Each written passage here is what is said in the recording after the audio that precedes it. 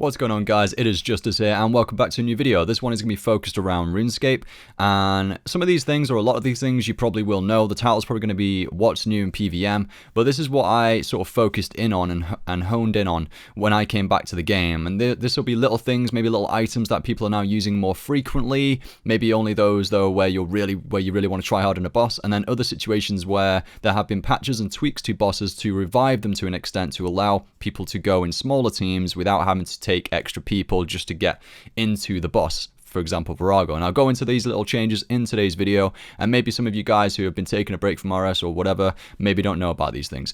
This is just to ease me back into video making, and hopefully you guys enjoy it. Alright, so moving on to a couple of major tweaks to the game.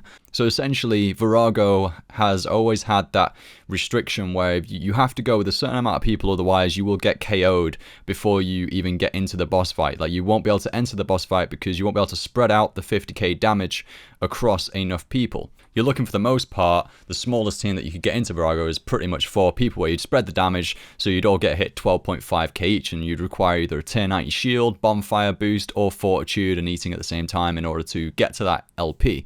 However, they've essentially capped the hit that any individual will get now when entering Virago to 12.5k. So you can go in as a trio or a duo and you'll both only get hit 12.5k. There's a small little change, but I think it's a fantastic change to revive that boss fight for a lot of people who want to go and challenge themselves a little bit more. And the way the looting system works at Virago, you're still actually going to be rewarded more if you go with a smaller team and can still pretty much get the kill done in a decent time, because the phases that are really going to impact your time mostly will be phase 3 and phase 5.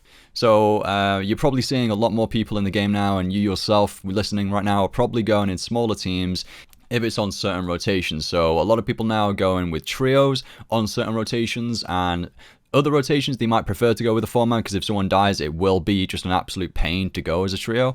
So if you've got a sufficient trio team, then it does work out to be more cost efficient and you're going to make more money in a lot of situations on certain rotations. So if you can do that, you can go ahead and do it now without having to get a 4th person to go in and then lobby, which you wouldn't do with 3 people, but I know a lot of people did that with duo.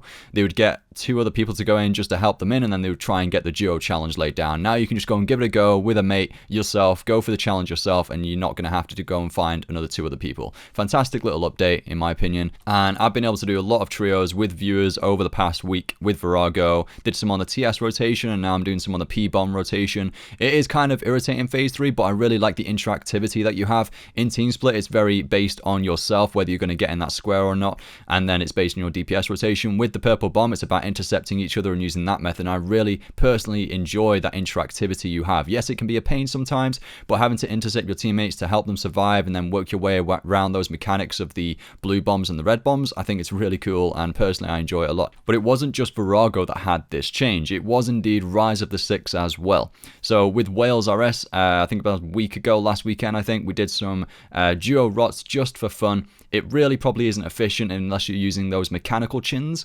There's some crazy YouTube videos. I think there's like an 8-second world record kill or something crazy. But essentially now you can go in and enter the rot kill as a duo as long as you've set the instance to just 2 people. And same thing, if you want to go with 3 people, then you just set the instance to 3 people. And the thing with rots, you all get individual loot, so you're not technically benefiting as much out of it. But again, if you just want to go for the challenge, or if you can't find a full team, you can go there now as a trio or a duo, and you can still get the kills. So that is also quite good fun, and I genuinely enjoyed doing that as a duo with Wales. Not cost efficient in the aspects of the loot that you're getting really, but it was fun to do. I think Wales was like using mechanical chins, and he was dead shotting, and I was just using magic, and it was quite fun to do. So definitely give that a go if you haven't already. And I guess that's giving people a different way to do the existing content whilst we're waiting for stuff like Next 2 to come out. And the final thing I just want to touch on is the Arcane Capacitor Amulet. I don't personally use this because I don't want to take another gear switch, but what it allows you to do, it allows you to put charge the amulet with runes for 1000 casts of a spell, such as vulnerability. A lot of people use it for vulnerability, which is a debuffer, which you can put onto bosses, and essentially it allows you to put vulnerability into the amulet. You'll be on ancient spellbook because maybe you want to use intercept on your teammates within a certain group fight, or you just want to use blood spells so you get heals throughout the fight, or you want to have ice spells because you want to freeze certain opponents, such as maybe a rage, the jellyfish, things like that. But at the same time, if you then switch to your amulet, if you just switch the amulet out, equip the Arcane Capacitor, it will allow you to cast vulnerability whilst you're on ancient spellbook, and that's what's really cool about it, and I see more people using this now as well in the game.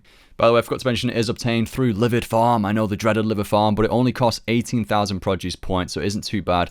And it'll only last, it's important to know, it'll only last for 1,000 casts of that spell, so 1,000 uses. But either way, guys, that is the end of today's What's New in PvM video.